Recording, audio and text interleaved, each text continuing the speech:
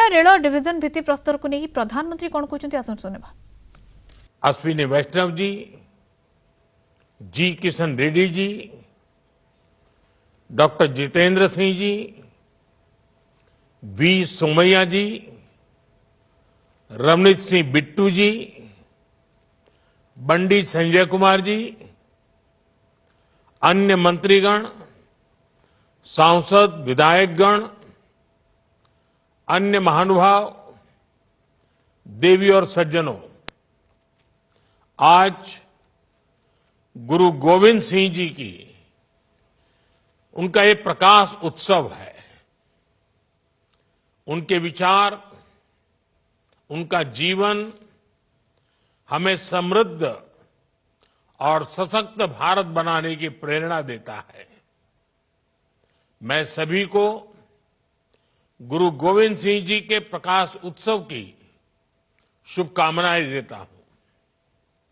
साथियों, 2025 की शुरुआत से ही भारत कनेक्टिविटी की तेज रफ्तार बनाए हुए है।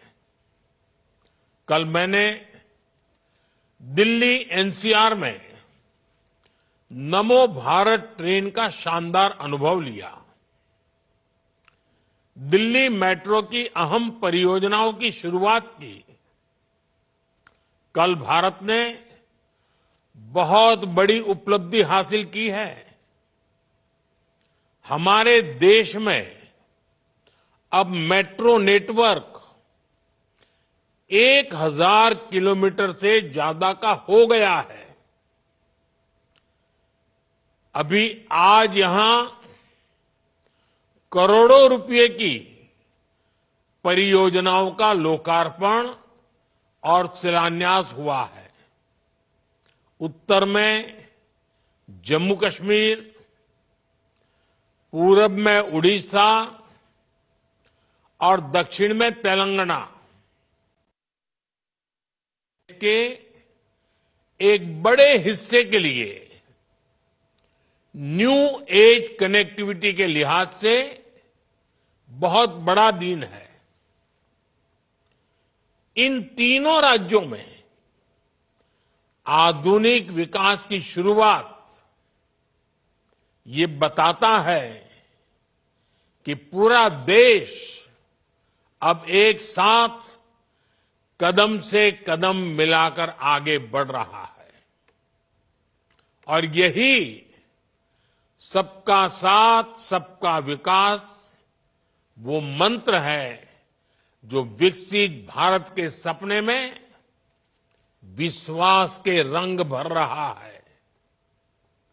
मैं आज इस अवसर पर इन तीनों राज्यों के लोगों को और सभी देशवासियों को इन प्रोजेक्ट्स की बधाई देता हूं। और ये भी संयोग है कि आज हमारे उड़ीसा के मुख्यमंत्री श्रीमान मोहन चरण मांझी जी का जन्मदिन भी है।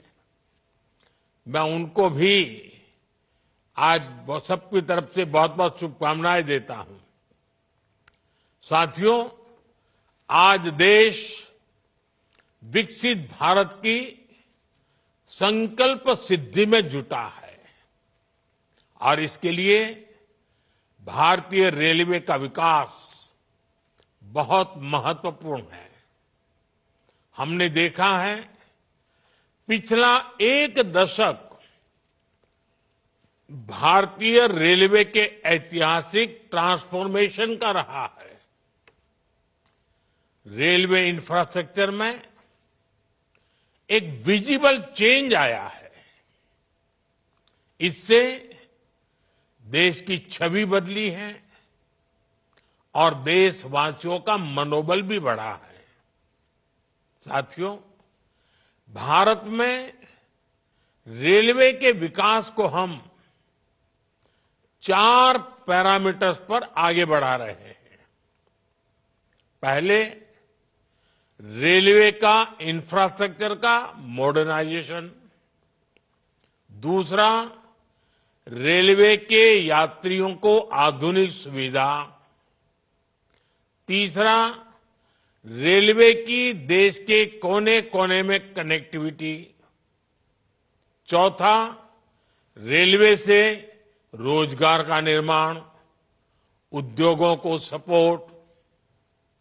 आज के इस कार्यक्रम में भी इसी विजन की झलक दिखाई देती है। ये नए डिवीजन, नए रेल टर्मिनल भारतीय रेलवे को 21वीं सदी की आधुनिक रेलवे बनाने में अहम योगदान देंगे। इनसे देश में आर्थिक समृद्धि का इकोसिस्टम डेवलप करने में मदद मिलेगी, रेलवे के संचालन में मदद मिलेगी, निवेश के ज्यादा मौके बनेंगे और नई नौकरियों का सृजन भी होगा। साथियों, 2014 में हमने भारतीय रेलवे को आधुनिक बनाने का सपना लेकर काम शुरू किया था।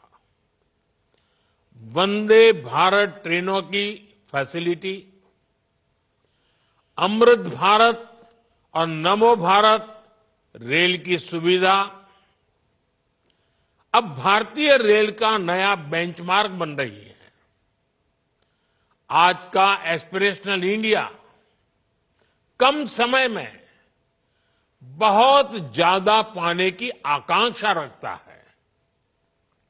आज लोग लंबी दूरी की यात्रा को भी कम समय में पूरा करना चाहते हैं। ऐसे में देश के हर हिस्से में हाई स्पीड ट्रेनों की मांग बढ़ रही है। आज 50 से ज्यादा रूट्स पर वंदे भारत ट्रेनें चल रही हैं। 136 वंदे भारत सेवाएं लोगों की यात्रा को सुखद बना रही हैं। अभी मैं 2-3 दिन पहले ही एक वीडियो देख रहा था। अपने ट्रायल रन में वंदे भारत का नया स्लीपर वर्जन कैसे 180 किलोमीटर प्रति घंटा की रफ्तार से दौड़ रहा है, और ये देखकर मुझे ही नहीं, किसी भी हिंदुस्तानी को अच्छा लगेगा। ऐसे अनुभव ये तो शुरुआत है। वो समय दूर नहीं जब भारत में पहली बुलेट ट्रेन भी दौड़ेगी। साथियों, हमारा लक्ष्य है कि फर्स्ट स्टेशन से लेकर डेस्टिनेशन तक भारतीय रेल से यात्रा एक यादगार अनुभव बने। इसके लिए देश में 1300 से ज्यादा अमृत स्टेशनों का कायाकल्प भी हो रहा है। पिछले 10 वर्षों में रेल कनेक्टिविटी का भी अद्भुत विस्तार हुआ है। 2014 तक देश में सिर्फ 35% रेल लाइनों का इलेक्ट्रिफिकेशन हुआ था। आज भारत रेल लाइनों के 100% इलेक्ट्रिफिकेशन के करीब है। हमने रेलवे की रीच को भी लगातार एक्सपांड किया है। बीते 10 वर्षों में 30,000 किलोमीटर से ज्यादा नए रेलवे ट्रैक बिछाए गए हैं। सैकड़ों रोड ओवर ब्रिज और रोड अंडर ब्रिज का निर्माण किया गया है। अब ब्रॉडगेज लाइनों पर मानव रहित क्रॉसिंग्स खत्म हो चुकी हैं। इससे दुर्घटनाएं भी कम हुई हैं और यात्रियों की सुरक्षा भी बढ़ी है। देश में डेडिकेटेड फ्रेट कॉरिडोर जैसे आधुनिक रेल नेटवर्क का काम भी तेजी से पूरा हो रहा है। ये स्पेशल कॉरिडोर बनने से सामान्य ट्रैक पर दबाव कम होगा और हाई स्पीड ट्रेनों को चलाने के अवसर भी बढ़ेंगे। साथियों, रेलवे में आज कायाकल्प का जो अभियान चल रहा है, जिस तरह मेड इन इंडिया को बढ़ावा दिया जा रहा है, मेट्रो के लिए, रेलवे के लिए आधुनिक डब्बे तैयार किए जा रहे हैं, स्टेशनों को रीडेवलप किया जा रहा है, स्टेशनों पर सोलर पैनल लगाए जा रहे हैं, वन स्टेशन वन प्रोडक्ट इसके स्टॉल लग रहे हैं, उससे भी रेलवे में रोजगार के लाखों नए अवसर बन रहे हैं। पिछले 10 साल में रेलवे में लाखों युवाओं को पक्की सरकारी नौकरी मिली है। हमें याद रखना है, जिन कारखानों में नई ट्रेनों के डिब्बे बनाए जा रहे हैं, उसके लिए कच्चा माल दूसरी फैक्ट्रियों से आ रहा है। वहां डिमांड बढ़ने का मतलब है रोजगार के ज्यादा अवसर। रेलवे से जुड़ी विशेष स्किल को ध्यान में रखते हुए देश की पहली गति शक्ति यूनिवर्सिटी की भी स्थापना की गई है। साथियों, आज जैसे जैसे रेलवे नेटवर्क का विस्तार हो रहा है, उसी हिसाब से नए हेडक्वार्टर और डिवीजन भी बनाए जा रहे हैं। जम्मू डिवीजन का लाभ जम्मू कश्मीर के साथ साथ हिमाचल प्रदेश और पंजाब के कई शहरों को भी होगा। इससे लेह लद्दाख के लोगों को भी सुविधा होगी। साथियों, हमारा जम्मू कश्मीर आज रेल इंफ्रास्ट्रक्चर में नए रिकॉर्ड बना रहा है। उधमपुर श्रीनगर बारामूला रेल लाइन, इसकी चर्चा आज पूरे देश में है। ये परियोजना जम्मू कश्मीर को भारत के अन्य हिस्सों के साथ और बेहतरी से जोड़ देगी। इसी परियोजना के तहत दुनिया का सबसे ऊंचा railway arch bridge, Chenab bridge का काम पूरा हुआ है। अंजी खड्डू ब्रिज, जो देश का पहला केबल आधारित रेल ब्रिज है, वो भी इसी परियोजना का हिस्सा है। ये दोनों इंजीनियरिंग के बेजोड़ उदाहरण है। इनसे इस क्षेत्र में आर्थिक प्रगति होगी और समृद्धि को बढ़ावा मिलेगा। साथियों, भगवान जगन्नाथ के आशीर्वाद से हमारे उड़ीसा के पास प्राकृतिक संसाधनों का भंडार है। इतना बड़ा समुद्री तट मिला है। ओडिशा में इंटरनेशनल ट्रेड की प्रबल संभावना है। आज उड़ीसा में रेलवे के नए ट्रैक से जुड़े लगभग अनेकों प्रोजेक्ट पर काम चल रहा है। इन पर 70,000 करोड़ रुपए से अधिक का निवेश हो रहा है।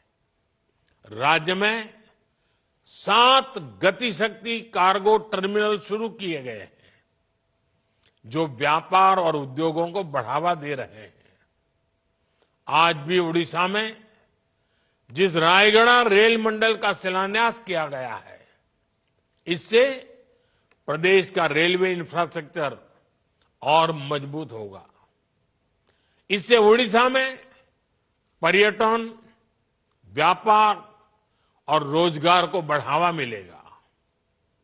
खास तौर पर इसका बहुत लाभ उस दक्षिण ओडिशा को मिलेगा जो जनजातीय परिवारों की संख्या ज्यादा है।